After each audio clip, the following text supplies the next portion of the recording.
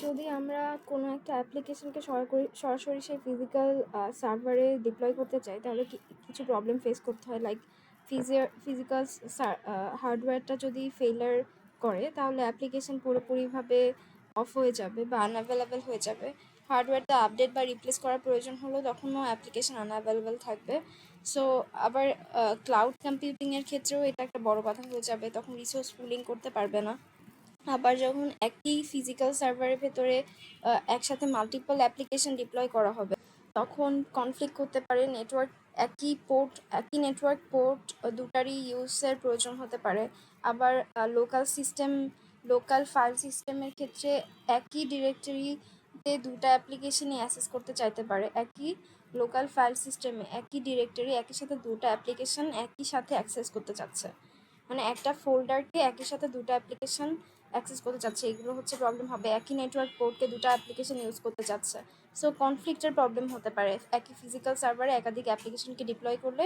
এবং একটা ফিজিক্যাল সার্ভারের উপর ডিপ্লয় করলে ওই হার্ডওয়্যারটা নষ্ট হয়ে গেলে তখন হচ্ছে অ্যাপ্লিকেশনটা আনঅ্যাভেলেবেল থাকবে। তাই ফিজিক্যাল হার্ডওয়্যারকে শেয়ার করা বা এটার লিমিটেশনগুলোকে সলভ করার জন্য হাইপারভাইজার ইউজ করা হয়। এখানে ফিজিক্যাল সার্ভারে যে হার্ডওয়্যারটা আছে সেটাকে ভার্চুয়াল হার্ডওয়্যারে অ্যাবস্ট্রাক্ট করা হয়। ফিজিক্যাল সার্ভারের হার্ডওয়্যারকে ভার্চুয়াল হার্ডওয়্যারে অ্যাবস্ট্রাক্ট করা হয় হাইপারভাইজারের মাধ্যমে। এই ভার্চুয়াল হার্ডওয়্যারের ভেতরে আলাদা অপারেটিং সিস্টেম ইনস্টল করা যায়।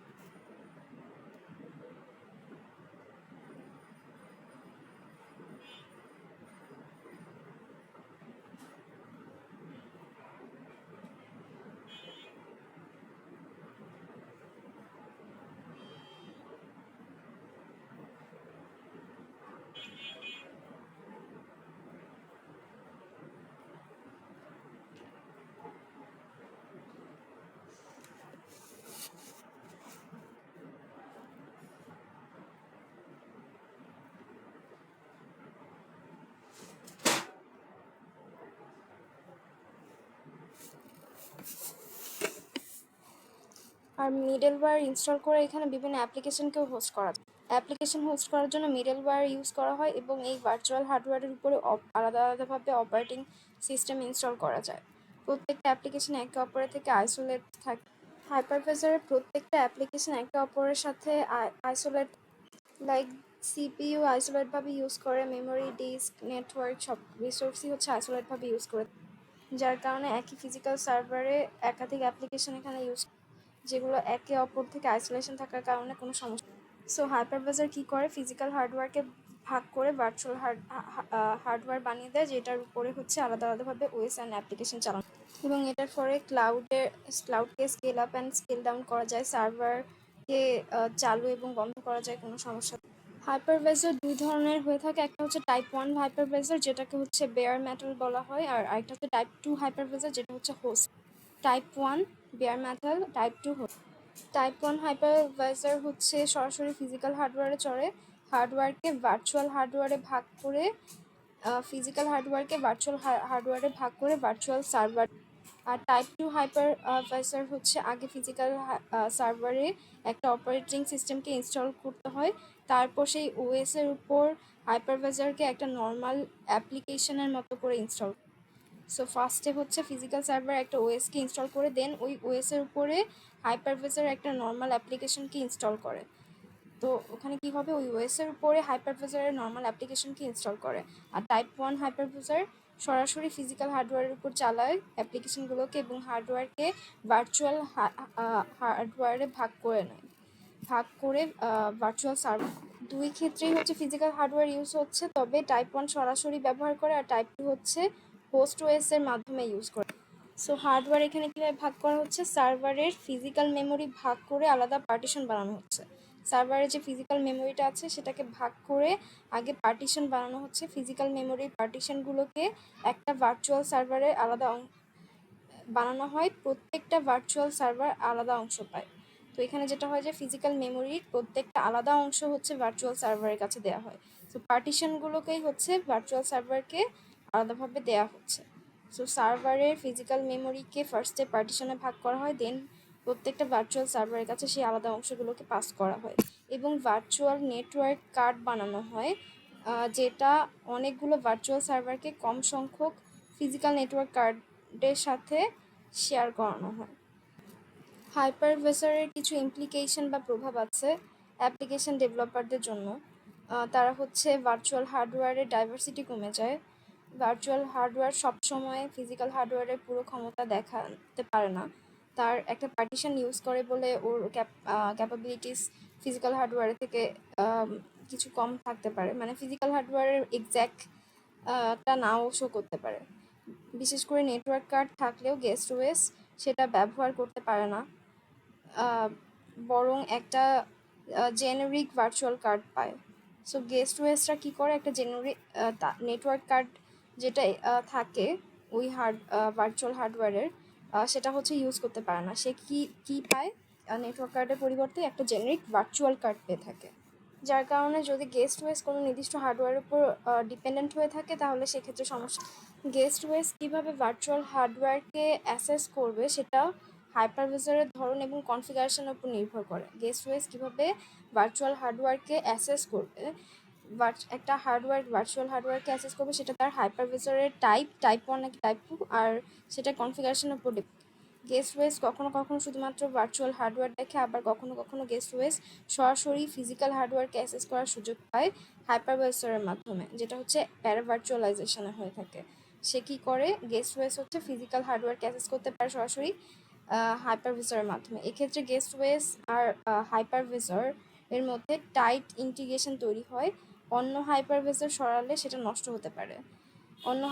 মানে আমরা যদি গেস্ট ওএসকে অন্য একটা হাইপারভাইজারে সরিয়ে দেই তাহলে সেটা সমস্যা হতে পারে।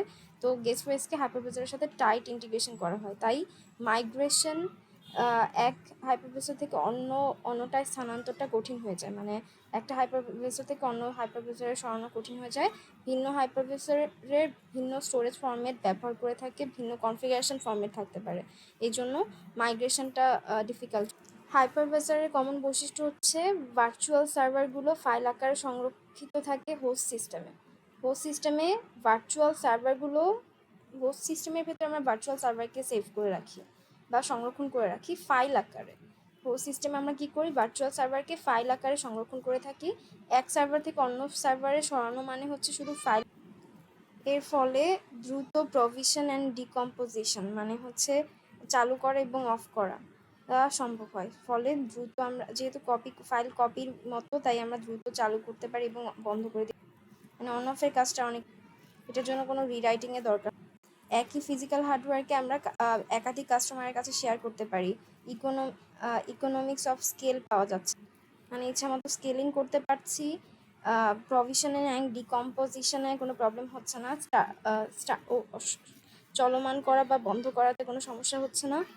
আর আমরা এখানে হোস্ট সিস্টেমের ভেতরে ভার্চুয়াল সার্ভারকে একটা ফাইল আকারে সেভ করে রাখছি এবং একটা সার্ভার থেকে অন্য সার্ভারে সরানোর জন্য শুধু ফাইল কপি করলেই হয়ে যাবে। এলাস্টিক ইনফ্রাস্ট্রাকচারে হাইপারভাইজার হলো ভার্চুয়াল সার্ভারের প্রভিশনের মূল ভিত্তি।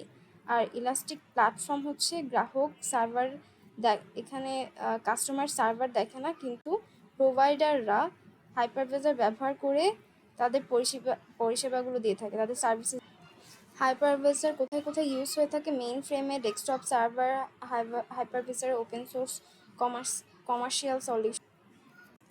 IBM System Z, VMware Workstation, VMware ESXi, Zen, Hyper-V, KVM and Virtual. হাইপারভিসরে চলা যেসব অ্যাপ্লিকেশন আছে সেগুলো অন্য হাইপারভিসরে ট্রান্সফার করা বা সরানো অনেক ডিফিকাল্ট হয়ে যায়, মাইগ্রেশন করা ইজ ডিফিকাল্ট। হাইপারভিসরে নিজের সেলফ সার্ভিস ইন্টারফেস দেয় না, নিজস্ব কোনো সেলফ সার্ভিস ইন্টারফেস থাকে না, মানে ব্যবহারকারী নিজে সবসময় অন ডিমান্ড চালু বা বন্ধ করতে পারে না, মানে কাস্টমার যখন ইচ্ছে তখন তাদের ডিমান্ড অনুযায়ী ভার্চুয়াল মেশিনকে অন অফ করতে পারে না, যেহেতু হাইপারভিসর কোনো সেলফ সার্ভিস ইন্টারফেস দেয় না। অনেক সময় হাইপারভিসর ভিত্তিক সার্ভিসেস ইউজেজ বেস বিলিং হয় না, বরং লং টার্ম কন্ট্রাক্ট থাকে। তবে হাইপারভিসর প্রাইভেট ক্লাউড বা হাইব্রিড ক্লাউডের জন্য বেস ইনফ্রাস্ট্রাকচার হিসেবে ব্যবহৃত হয়ে থাকে। হাইপারভিসর কি হিসাবে ইউজ হয়? প্রাইভেট ক্লাউড এবং হাইব্রিড ক্লাউডের জন্য বেস ইনফ্রাস্ট্রাকচার হিসাবে ইউজ হয়। সো টাইপ 1 হাইপারভাইজার হচ্ছে সরাসরি হার্ডওয়্যারে চলে, এফিশিয়েন্ট কিন্তু ফ্লেক্সিবল না। আর টাইপ 2 হাইপারভাইজার হচ্ছে হোস্ট ওএসের উপর চলে, ব্যবহার সহজ কিন্তু পারফরমেন্স কম। হাইপারভাইজারের হার্ডওয়্যারকে ভাগ করে ভার্চুয়াল হার্ডওয়্যার বানায় এবং সেটা ভিএমকে দেয়, কিন্তু হার্ডওয়্যার অ্যাবস্ট্রাকশনের কারণে কিছু লিমিটেশন থাকে। স্পেশাল হার্ডওয়্যার সবসময় পাওয়া যায় না, মাইগ্রেশন করা কঠিন হয়ে যায়। তারপরও হাইপারভিসর হলো ক্লাউডের মেরুদণ্ড, কারণ এটি দ্রুত অন অফ করা যায়, রিসোর্স পুলিং করা যায় এবং ইকোনমিক স্কেল